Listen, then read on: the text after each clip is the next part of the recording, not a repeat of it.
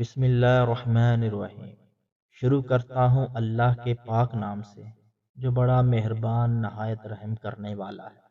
السلام علیکم دوستو، آج ہم اس ویڈیو میں سلطان شہاب الدین غوری کے بارے میں بات کریں گے۔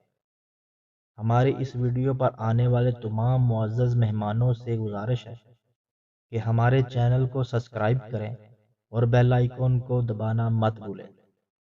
تاریخ اسلام میں روحانی قوتوں کے فیصلہ کن عمل دخل کی اس قدر حیرت انگیز مثالیں ہیں کہ انسان یہ سوچنے پر مجبور ہو جاتا ہے کہ اصل کردار مسلمانوں کی ظاہری قوت کا ہے یا ان کی پشت پر موجود روحانی قوتوں کا۔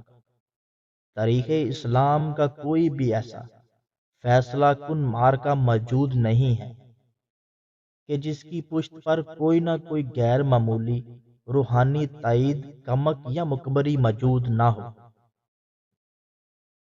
ایک بزرگ شہاب الدین غوری کے خواب میں بار بار آ کر یہ کہتے ہیں کہ ہندوستان پر حملہ کرو، ہندوستان تمہیں دیا جا چکا ہے۔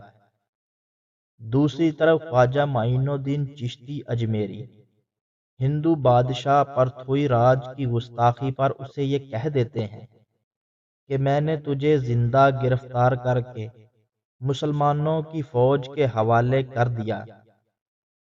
حضرت معین الدین چشتی اجمیری کی یہ بددعا سن کر پرتھوی راج ہنس پڑتا ہے اور تعجب سے پوچھتا ہے کہ کون سی مسلمان فوج اور کہاں سے آئے گی کہ جو مجھے گرفتار کرے گی۔ اس وقت کی عالمی جغرافیہ سیاست میں یہ امر ناممکن نظر آتا تھا، مگر عین اسی وقت افغانستان کے بادشاہ شہاب الدین غوری کو روحانی طور پر خواب میں آ کر حکم دیا جاتا ہے کہ ہندوستان پر حملہ کرے اور پرتھوی راج کو شکست دے۔ اس روحانی حکم کے بعد سلطان شہاب الدین غوری ہندوستان پر حملہ آور ہوتے ہیں اور پرتھوی راج کو عبرتناک شکست دے کر زنجیروں میں جکڑ لیتے ہیں۔ جنگ کے خاتمے کے بعد سلطان شہاب الدین غوری کو پیغام دیا جاتا ہے کہ ایک بزرگ آپ کو طلب کر رہے ہیں۔ سلطان شہاب الدین غوری حضرت معین الدین چشتی اجمیری کی درگاہ پر حاضر ہوتے ہیں اور دیکھتے ہی پہچان لیتے ہیں کہ یہی وہ بزرگ ہیں جنہوں نے خواب میں آ کر سلطان کو ہندوستان پر حملے کی دعوت دی تھی۔ سلطان بڑی عزت سے حضرت معین الدین چشتی اجمیری کے قدموں میں بیٹھتے ہیں اور دعا لیتے ہیں۔